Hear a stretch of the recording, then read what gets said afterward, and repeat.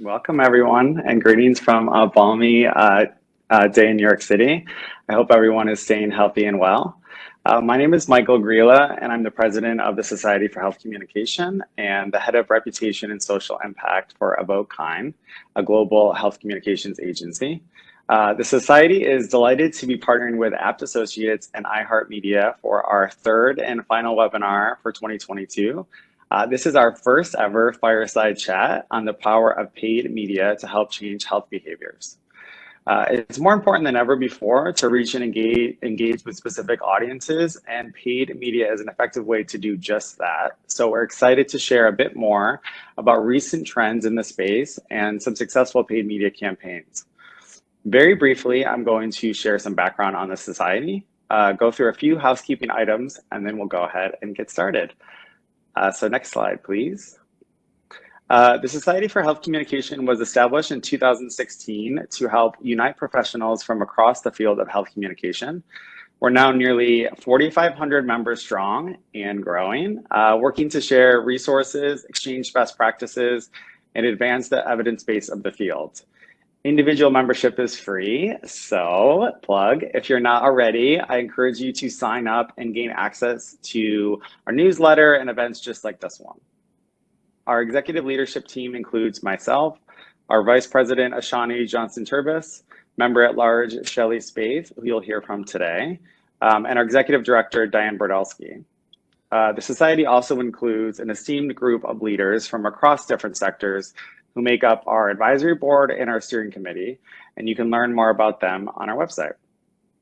Next slide, please. So just a few quick housekeeping items. The session today is being recorded and will be made available on the Society website in the coming weeks, so stay tuned for that if you missed any portion of this or you want to share it further.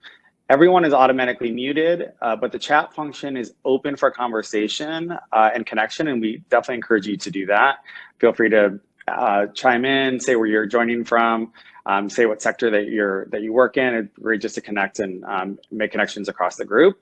We'll leave a few minutes at the end for live Q&A. So if you have a question and you haven't already submitted it through the registration process, please submit it through the Q&A function. The chat will not be monitored for specific Q&A, so we ask you to pull that drop down for the Q&A to submit your questions. If you have any issues from a technical perspective, you can message the host directly. And with that, I'm excited to hand it over to our speakers who are live together from Atlanta. Shelley Spaeth, the Society's 2022 Member at Large and Principal Associate at Apt Associates, and Molly Walker, Vice President of United Partnerships at iHeartMedia. Thank you again to everyone for joining us, and over to you, Shelley. Thanks, Michael. I appreciate it, and good afternoon, good morning for those who maybe are in a different time zone. We are live here in Atlanta, which is not a great day here. It is very overcast, so we brightened it, right? That's right. So as Michael mentioned, my name is Shelley Spaeth. I'm a Principal Associate at Apt Associates. I work in the government sector doing communications for a lot of our government clients, including CDC. And I'm the Member at Large, and that's for a few more weeks, and then we'll be welcoming a new Member at Large for the Society. What that means is I work with a lot of the organizational members. So iHeartMedia is one, Apt Associates. So let us know if you're interested in getting your organization to be part of the Society. We very much welcome it and encourage it, and it's been really great for our organization. So let me tell you a little bit about where we're going to go today. I met Molly through the Society, actually, when she was in a different agency and a different world. It feels like back then, both of us. But we met, and since then have hoped and tried to work together. And since she joined iHeartMedia, we recently did some proposal work together and won a contract for CDC. So now we've been working together. And what's really exciting is we've also been talking a lot about what paid media is looking like coming out of the pandemic, just a lot of the trends, what's going on. So in those conversations, it came up that this might be fun to talk about. So we're going to talk about lots of fun things and get some examples. But let me just set the stage a little bit, and then I'll turn it over to Molly to say hello, introduce herself, and kick us off. So The media landscape continues to rapidly evolve, and communicating health messages to the right audiences at the right time in the right way is more important than ever. I think COVID pandemic showed us that. The government overall spends about $1 billion in advertising, which I was shocked by. But then when you think about the federal notices and some of the laws around what they have to advertise, that makes sense. Not in health, of course. Health is much lower than that, but it's significant. And so these paid media approaches, like ads or sponsorships or promoted content, so just to kind of level set what we're talking about in media, they offer highly effective ways to segment and to reach very specific audiences. And I think that's one of the biggest trends we're going to talk a little bit about today, including people who typically maybe have been medically underserved or need very specific messages based on a condition or way of life, etc. So we're going to talk about those, and I'm looking forward to hearing more about some of the campaigns that you've specifically worked on. So I am going to turn it over to you to say hi, introduce yourself, and then we'll jump right in. Thank you, and thanks for having me. I'm Molly Walker, as you mentioned. I'm a vice president at Unified Partnerships by Heart Media. I've been in marketing for 30 plus years, and the past 12 or so, longer than I could admit, past 12 or so, and health communications, which has been just very rewarding for me coming from a corporate and retail environment, to kind of do some work that is close to all of our hearts, because health affects us every single day. With Unified Partnerships, so we're the government initiatives division of iHeartMedia. We were established 20 years ago in 2002 in California, and now are working in almost every state, as well as on federal work and nonprofit as well, because sometimes they're just so very closely aligned. We've worked on 1,600 government contracts over the past 20 years. So I've had the pleasure and honor to work on HIV viral suppression, improving access to care, gynecological and breast cancer, communications, diversity in clinical trials, driving people to research for precision medicine, reducing stigma around mental health and opioid misuse, and access to vaccines and therapies, among many other things. So all of these are very familiar, I'm sure, to everyone on this call, and looking forward to talking more about those. Great. Thank you. Well, kicking off, I am a firm believer of the PESO model. So paid, earned, shared, and owned. So I think about it kind of as that quadrant, right? We have the 4 components of how we distribute our content, engage with our audiences as one part of the toolbox, knowing there's other things that might fall in there. But so we really see paid in that one quadrant. We still have the other 3, so I don't want to pretend that those aren't there, and I know they're important. But as social media channels came into play and became, the organic, right? So we might share information through our own channels for free. I'm going to say that because we all know it takes work to do it, but we're not paying for it. I think there's been some interesting challenges and changes even as we began buying social media as well, advertising and posts. So I would love to hear about your thoughts on paid versus shared and maybe even owned, kind of thinking about it from that model, but really in the social media space of buying versus your own posts. If you could talk a little bit about that and what you think the distinctions are. Sure. It's a great question, and clearly there's benefit in every one of those kind of channels and verticals you're talking about, both paid and earned, and it all works together. So the benefit of paid is really, in my viewpoint, control and access. And there's several things within those categories. So when you look at control, it's control over a data-informed approach to reaching the audience, the populations that need to be reached, that are most in need. Control over the messaging, where we're seeing so much mis and disinformation out there. We're going to develop messages, with our partners and with the government that are vetted and approved. When we bring them out to our hosts, sometimes we're allowed to provide a little bit of flexibility in how it's mentioned, so that for example, a host can, talk about their background, make it more personal, make it more culturally relevant. But still, it's recorded and it's approved by the government before it's sent out, and it has a government approved message. So that's very comforting in this time, in this place we are in a media centric world. And then a guaranteed impressions. We're guaranteeing that your messages are going to be seen and heard by the audiences that need to see and hear them. And so I think that's a major advantage to paid media, and how it fits into all of the other categories is the data that we're pulling from the very beginning. If we're partnering with you at a very early level, then it benefits everything. It benefits all the earned media. It benefits how you can interact with your own networks that you're already pushing information out to. And then secondly, as I mentioned, was access. And so we love this piece. We love to be able to think through how we can,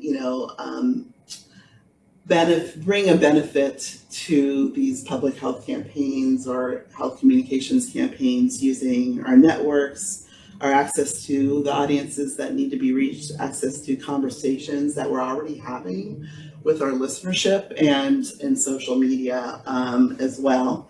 And I'm going to talk about social, I won't forget your question. And, moments in time, so there's all these moments where, we're already engaging with the public, but more importantly, subsets of populations.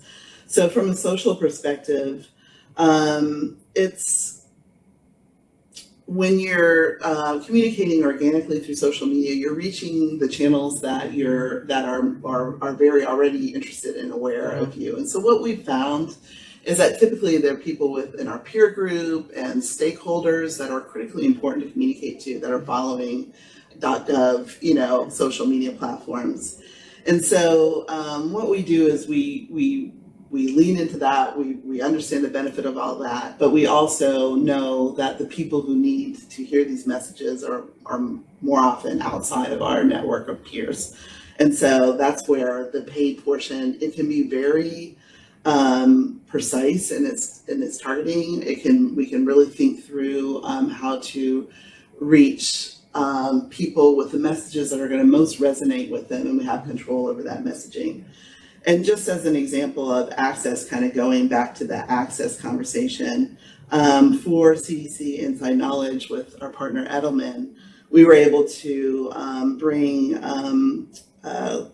on Red Table Talk, which is a podcast of ours, Jada Pinkett Smith's mother, to speak about gynecological cancer. And she was a nurse. So to my point earlier of put your personal spin on it, she was able to say, I've worked in women's health for many years as a nurse. And then she went into CDC's messaging that was very specific and educational about here's the signs you need to look for.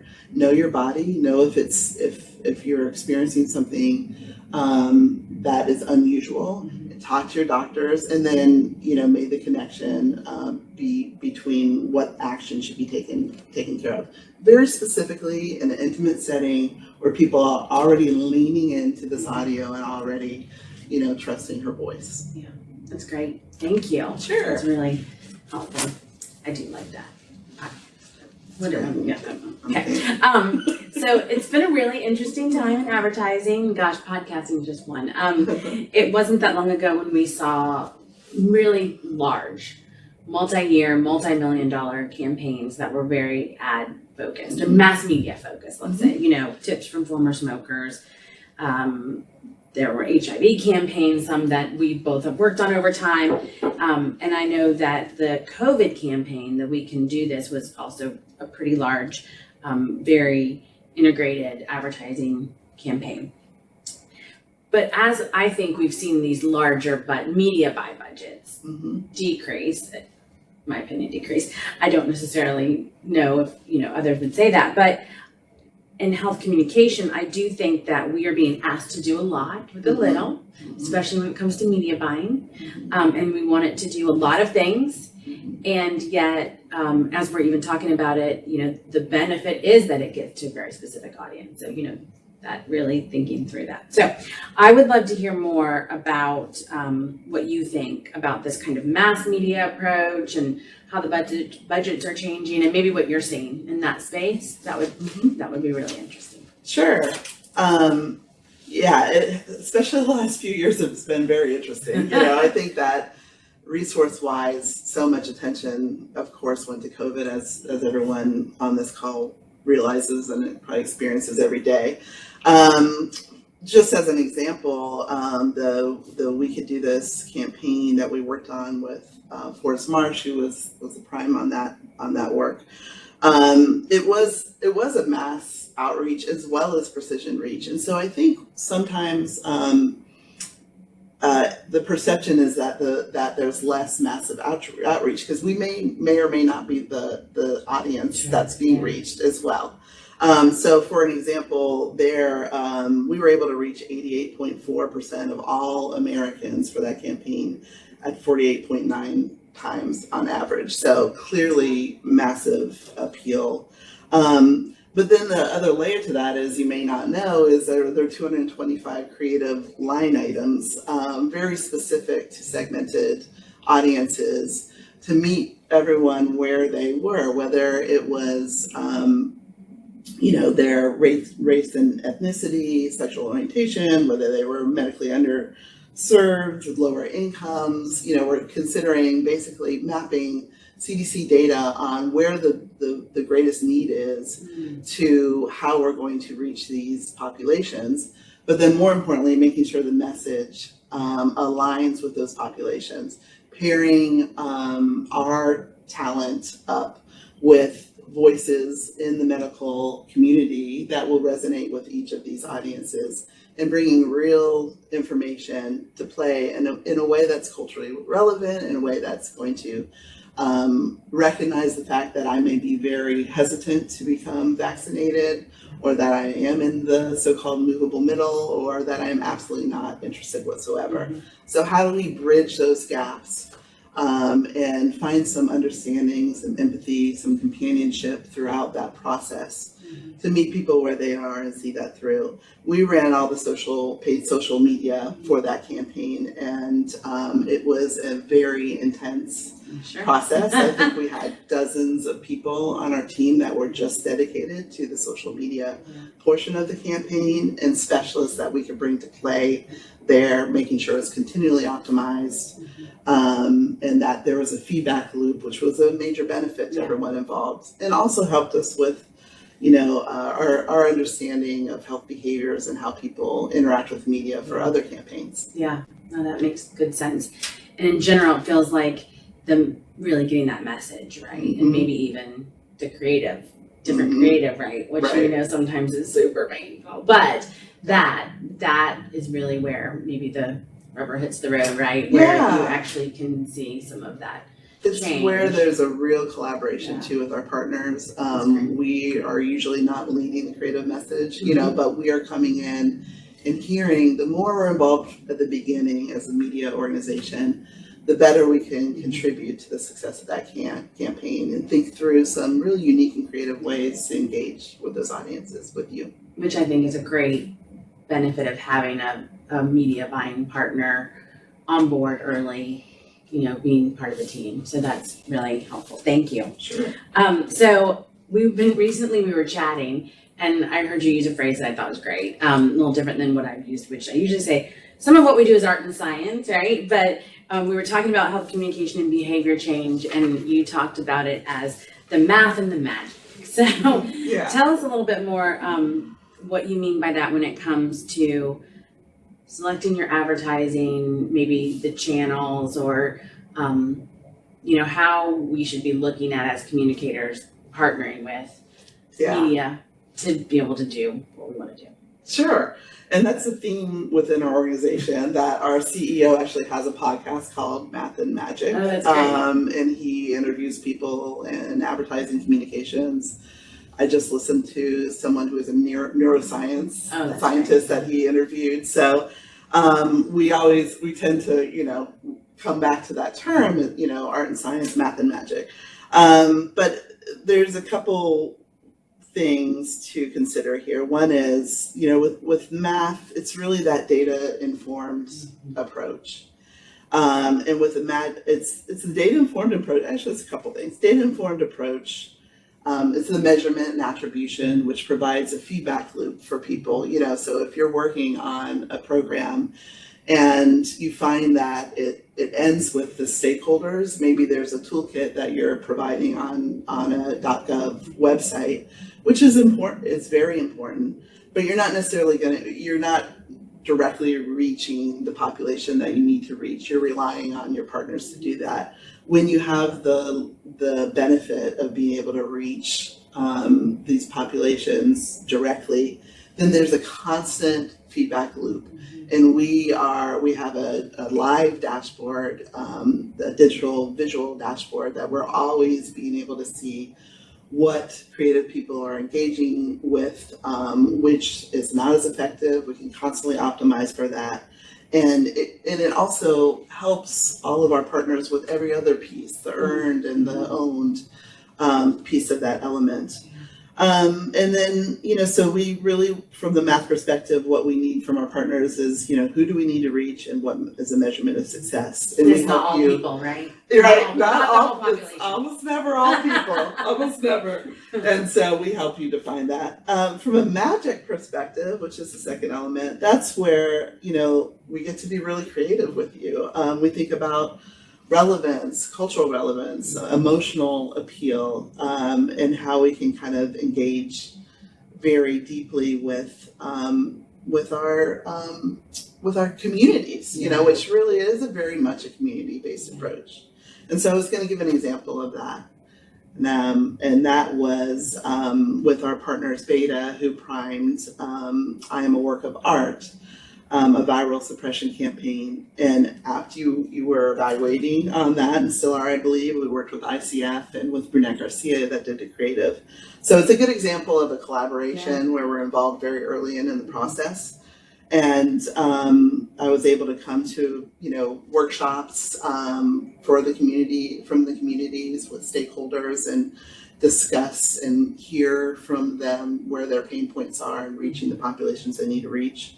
It was a very specific audience that we need to reach: low income, potentially unemployed, potentially out of work, potentially under or not insured, those that are most at risk for being outside of care. And some people would consider this a hard to reach audience, which I can't stand that term, because I'm always like, we can do this. We have the technology, we have the opportunity, we have the voices, we have the connection with the community, and that's how we attach or kind of attack these causes. And in this case, we use a combined effort of streaming audio, connected TV, Pride Network, etc., which I could get into more detail on. We saw 45,165 clicks to hiv.gov. So if there were a toolkit and we built it and hoped that these populations would come, they most likely are not.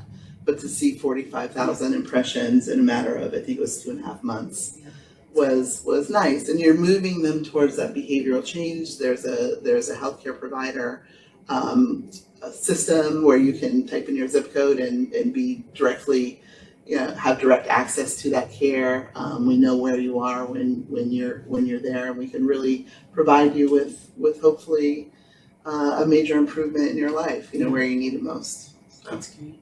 Thank you. Sure. I like that, the math and magic. So I want to hear your thoughts on what are the top 3 channels that you are currently recommending to your clients, and maybe you can give us a quick example of that. And I have to say, from my perspective, I feel like traditional, I'm putting that in quotes because I'm been around too long too. But things like, we used to put up billboards, we used to put up signs in the yard. So some of the very kind of old school ways of working in a community. I mean, in fact, we, even in the last few years, we've still done some of that when it was really, really community based. But I like how you're talking about that there are additional ways to reach communities in the community, and not be coming in and trying to tell people what to do, right? Like it's so important to be part of that community. So as you're talking, I know I'm kind of double questioning you here, but on the channels, I'm interested too in kind of like where do you see, if you see the kind of old school traditional channels still fitting in, if they do, or Sure. how does that all fit together? They definitely do. I mean, if you were asking about our top 3 channels that we recommend, obviously it always depends on the project, but Good point. it's audio, social, and digital. Yeah. And in those 3, audio, you have broadcasts. It's an incredibly powerful tool. It's free to everybody. We're certainly seeing underserved audiences continuing to consume audio on a broadcast level every single day. We reach 92% of the US population through our broadcast audio every month. And that means 93% of Black and African American populations and communities, 91% of Hispanic Latino communities. So in every community, every location in the US, pretty much we're reaching them through broadcast audio. It's cost effective. It's a wonderful way you can bring talent and voices to play so it can be very authentically culturally relevant. And excuse me, but you Sure. know, like being on the radio, Being right? on the On the radio. radio, old Being school radio, which on the I have to radio. admit I've It's a gone song, back right? to. I now it's too hard to find what I want to listen to. Right. I have to like find it, so I'm just like, oh, I'm just gonna turn on the radio. So maybe we're all going back to that, but I just wanted So to true. clarify on the audio broadcast. Really, what we're saying is that Thank you the for radio. clarifying. Yeah. No. Definitely. Because then we do have audio, which And we're then probably we talking have about like streaming podcasts or and streaming. podcasting. Yeah. And so we always we bring them all together. Okay. Streaming, the ability to specify the audiences you need to reach is so incredibly advanced. Mhm. And so we create custom cohorts, that we can reach people in streaming audio. And we use those again in the digital display and in the social media to bring them, people some more frequency and to bring them in that kind of awareness and consideration and engagement channel. So we usually pair broadcasts with streaming, and as well as podcasting, which offers another opportunity. There's still quite a lot of ability to reach the audiences you need to reach, but there's also that contextual relevance. And you have somebody's attention where they're really leaning in, wanting to learn potentially, maybe wanting to escape, but still you have a lot of their attention and they could listen to it, several times a day. Yeah. And there's a lot of trust in podcast hosts as well as radio hosts, much more trust than you would see for a social media channel. Mhm. With social, you have paid and earned, and I think as I was explaining, with paid, there's ways, even if you can't actually target the actual audience, you can listen to sentiment and create cohorts based on sentiment.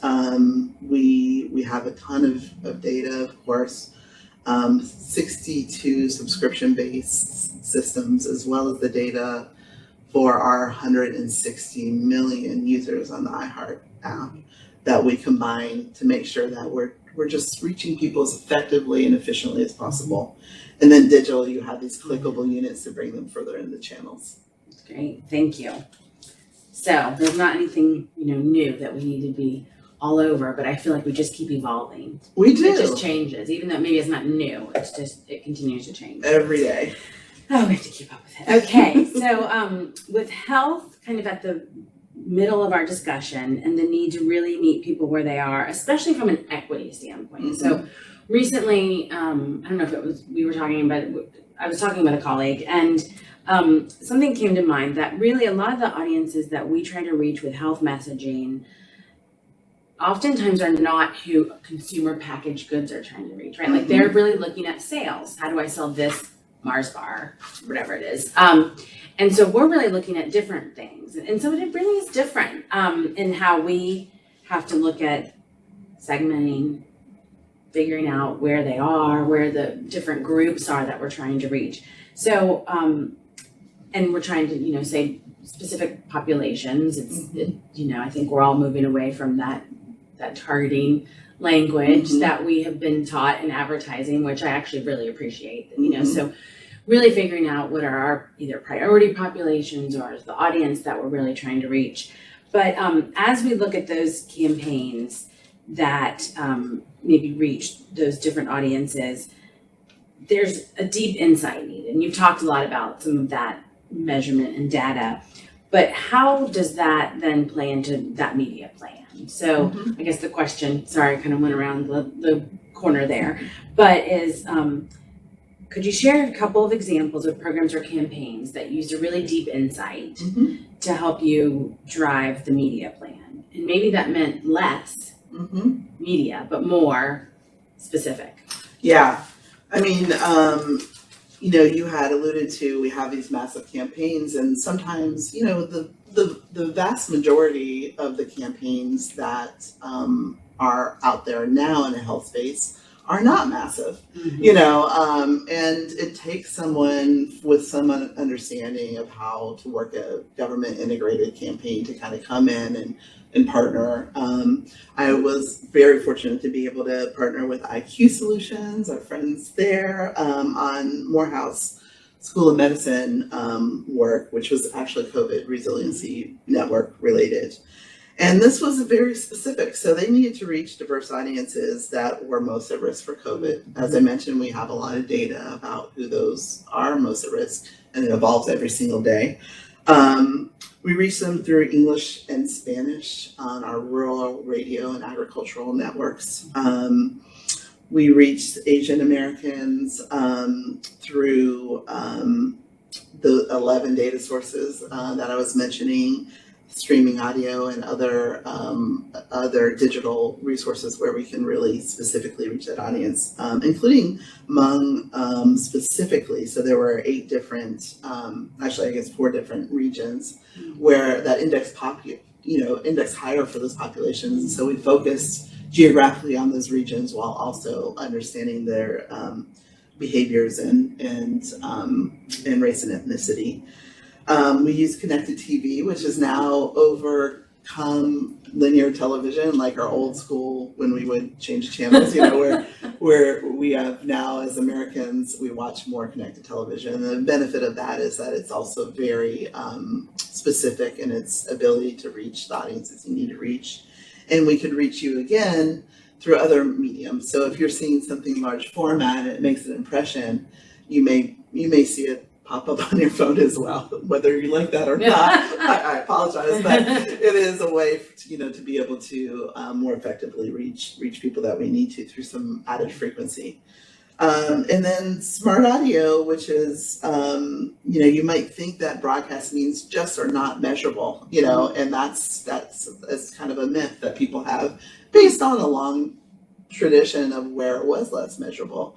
But now it's very measurable. We use a system called Veritone so that we can show, and in this case, within 10 minutes of each audio spots airing, we saw a 357% increase in clicks to the website. And so we're able to monitor that just through a very simple read-only Google Analytic log that our partners provide us. We saw 12,000 clicks to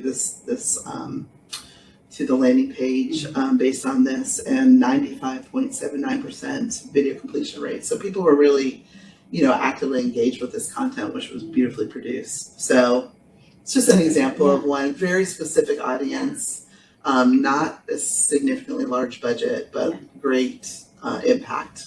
Yeah, so it feels like a couple things, layering. Kind of really layering the data in order to get you to the right place.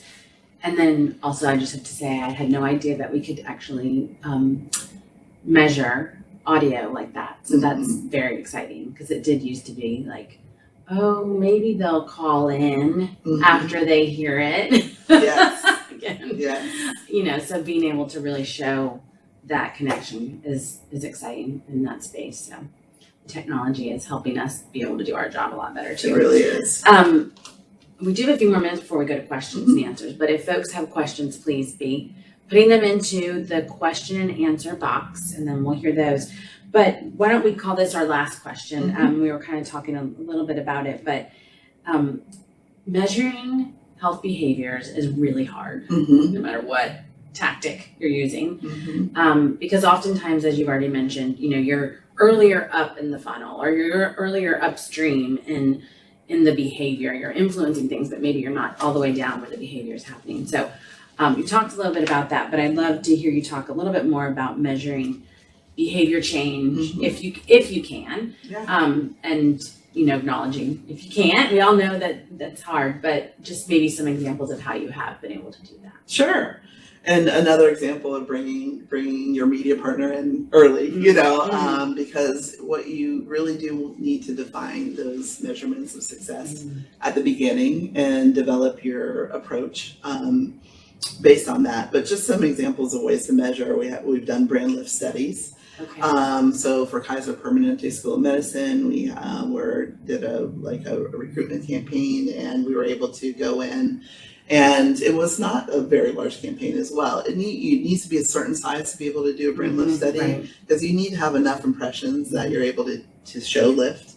But we're surveying those that have been exposed to the ad compared to those who haven't, and showing a lift in web traffic. Well, showing that's different. Showing a lift in awareness and consideration based on their input. And so that's very, very helpful in seeing if we're moving people more towards the behavior we want to change. I mentioned WebLift, which is that audio piece, but it also applies across the board with other media channels to see, are people going to that website? Are they even deeper? Are they clicking on the healthcare provider tool? Yeah. Are they actually, deeper diving into access to care from a digital perspective? We're able to track that with our partners' cooperation through ArtSide tags. We can tag up to 8 different levels of engagement on a website and tie that back to the campaign to see to all elements of the campaign to see if that is actually contributing to that success. That dashboard that I mentioned, that is so incredibly helpful. Our partners always love it, and you're able to just continually optimize for creative performance, for social engagement, for by tactic, by click-through rate, by reach and frequency, by the demo that you're reaching, the medium type, and you see it all in one place. And so and the reason I'm mentioning that is, once you define that behavior, that together, once we say, okay, we know that the measurement of success here is people finding access to care online. Now, do we know if they've gone to the clinic? And that's where our partnerships come into play. Yeah. And so, if there's a community stakeholder that's involved and engaged in the campaign early on, you can go back to those stakeholders and you can see, the media is not running anymore. It ran for 2.5 months. Are we seeing an increase in engagement, increase in people who are coming in and asking for care? Because we are seeing that trend every other step of the way while people are considering that behavior change. Yeah, that's interesting, because I do think a lot of times we have to use certain proxies along that continuum behavior change to really help us oftentimes tell the funders whether or not it's working. And so the more you can help show that, the better. That's great. Thank you. Really helpful. So I do think we're getting close to time to be able to ask questions. So I am going to go to Michael, who is going to help us MC this and bring us the questions from online, because we cannot see any of those. So we'll just acknowledge we're going to be listening to him telling us what is out there on the Q&A feature. Hi again, it's me. What a great conversation. Yes, we do have some questions, so excited to share them with you. I think the first one was really around what are some of the challenges or limitations with some of these paid media approaches, and how do you approach those challenges? It's a great question. So I think that it's always alignment of expectations. We have a very clear process that we follow to be sure that we're doing that along with our partners, and mostly it involves collaboration, and from as early as possible. And so with that, and as you mentioned, sometimes budgets really are very small. Sometimes not. And there's almost nothing that we can't do. It's just a matter of making sure that the investment that is made aligns with the expectations of our partners. And so we do that through multiple means, and it's very clear how many impressions who are trying to reach. I'm lucky that my partners usually bring me in those conversations, and even bring me in front of the government, where they're comfortable doing that if they choose to kind of make sure that there's some education there for your clients, that they understand the opportunity. More often than not, they're surprised, just as we are here today, to learn how much measurement there is, how much optimization that there is, how much potential there is to reach specific populations. Yeah, I would agree with that. I think that, not that I was being asked, but I think that, again, the budgets are, sometimes the expectations in the budgets just do not align. And so being able to be really realistic, I think is key. So that's a great point, and one that I think education along the way for many folks is good. So yeah. Thanks. Well, that's a really good segue. I think we got a few questions related to price and costs. And I can speak to this in my own work. I know it's always like you're a little tricky to try to plan out for some of these things when you're in next year planning, or you're kind of putting together a proposal. And I think someone had asked specifically, when you're writing grants, for nonprofits, like, is there a magic number? Is there a ballpark? Is there a percentage of the budget that should be kind of allocated for paid? And you spoke about this as well a little bit too, but is there what's the best way to achieve that magic on some of these smaller budgets? Yeah, that's a great question too. Having been in the agency world before I joined iHeart, I'm very familiar with, thinking, about budgeting. And the way I did it is, if it were a campaign where one of the major key performance indicators, when the contract is calling for direct outreach to communities, then typically more than half of the budget went to paid media. And I realize I'm with the paid media company, and you can't use me as a valid resource for that. But I am speaking from past experience. I think probably if you talk to your colleagues, if it's a campaign, then pretty good if more than half ends up being invested in reaching the people that need to hear the messages. So that's one way to look at it. The other way is kind of bottom up building. So if I'm involved coming into something where the work has been won and there's a certain amount available and we need to reach a certain population, then we're looking at the population size based on the data that you provide us, or the data that we find ourselves, to align with your target audience. Sorry to say target. It just comes up. And then also thinking about the frequency required to that population size to be able to move them towards behavior change, which we have some recommendations there. And then, there's formulas. We could tell you how much it's going to cost to accomplish that. And then it's scalable. It's scalable up, it's scalable down to be able to meet your requirements. And we do it every single day. So you're not alone in not understanding how much needs to be invested. I'm always happy to have the conversation. I'm sure your media teams that exist currently will as well. As far as the magic, the example I gave was CDC. If you were to hire Jada Pinkett Smith's mother and have to have a talent, work through contracts, etc., you would not be able to do that. So it's a great place to lean into your media teams. We already have thousands of voices that are communicating, with us and to the communities we need to serve every day. And so there's usually a pretty cost-effective way to tap into those resources. Right. The next question, I'm not sure if you'll be able to answer, but I'm going to ask anyway. They asked, how do you see the impact of paid media in some developing countries versus developed? So I know iHeart, I believe, is largely focused in the US, but just curious if you or either of you have any perspectives on that, or based on your experience.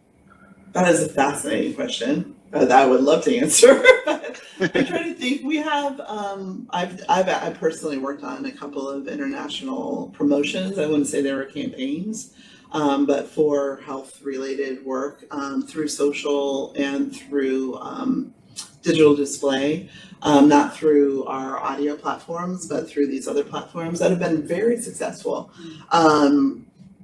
And yeah, as far as trends, I probably need to bring in one of my specialists, which I have several available. So if that person wants to reach out to me, then I will put you in touch with exactly the right person that can answer that. Okay, awesome. Thank you. So I think this is the last question we have in the queue, but certainly if there's anything else you want to cover after this.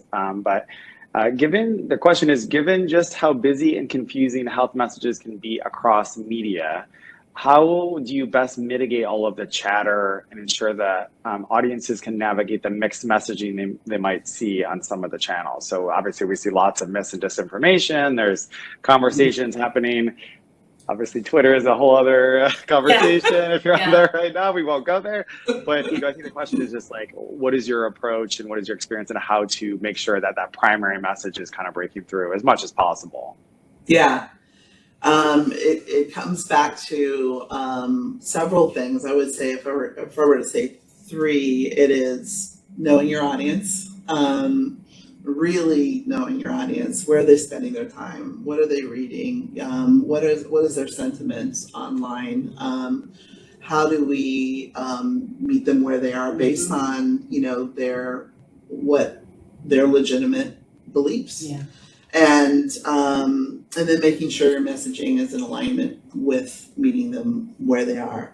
And that the creative is beautiful. It's a really hard lift. It's a hard thing that we all do. There's a lot to it when you think about what's required, making sure that it's in plain language, that it's in language, that it's culturally sensitive, it's culturally relevant. All of those things are key. And there is quite a lot of chatter. As I mentioned before, the nice thing about paid sometimes is that control over the messaging. We've had a lot of success bringing in experts within public health and pairing them with our talent or personalities that have captured the audience's attention, and then introducing someone that they may not have ever listened to. And so the message, the spokesperson is an expert, while our talent is an expert on what our listeners care about. And we survey our listeners every single week, and it's shared with us, and we know what is top of mind for them as far as what they're concerned about for themselves and their families.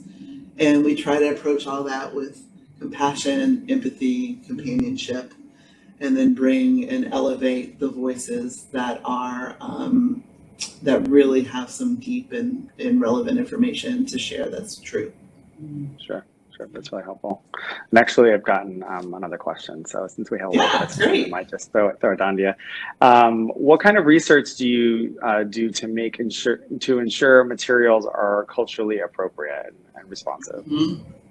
Yeah, so that's typically a partner of ours that would do that. Usually, there's partners that are doing message testing, plain language testing. You know who you are. You're probably on the call, and it's just critically important for us to be part of those conversations and make sure that we're understanding how that's working, and then to bring it to the next level is just those networks that I was mentioning. So this is part of the magic piece, I believe, where if we have Charlemagne the God, who is a major talent that you may have heard of, that is part of iHeart. He speaks openly about mental health as a Black man in America. He's able to, he just has tremendous influence over potential listeners that may feel there's a stigma attached to that, and can bring that relevance to the table. Something that I wouldn't be able to do personally, something that we need to kind of reach out to each community to be able to provide that that relevance and that cultural, a piece. But I do think that, research is key. It will always be. We almost always have a research partner in any campaign that we're driving, and you're starting to see research partners actually prime these major contracts just because of that, because of how important it is. That's great. Great. I think those are all the questions from our audience. Shelley, was there anything else you wanted to close on, or? Oh, I did anything else? I think this was fun.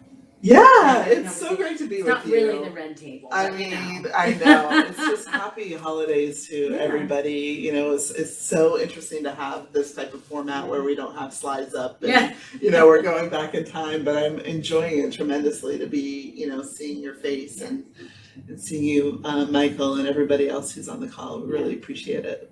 Yep. Nope. We're good. Thanks from Atlanta. We're out. I really do. I totally agree. I love this format. It's great. I want to be there with the two of you, but since I'm not, I'll wrap us up over here. But thank you, to Shelley and Molly for leading us through this insightful conversation. Thanks again to our organizational partner and organizational member at the Society, Apt Associates, for making this webinar possible. I also want to give a shout out to Lauren Spear of Apt Associates for all her technical support and guidance. She was critical to making this all happen, so thank you so much. And we can go over to the last slide.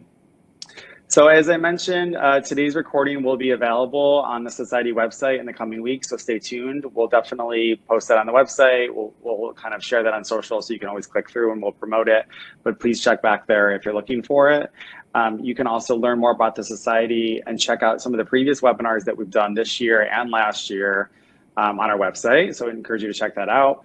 You can follow along on social media. We are on Twitter and LinkedIn. And you can always reach out to me directly if you have any questions. I'm available, I'm around. My email address is here, so please feel free to reach out. And with that, I'll just say thanks to everyone for joining. And I hope you have a happy and healthy holiday season. Thank you.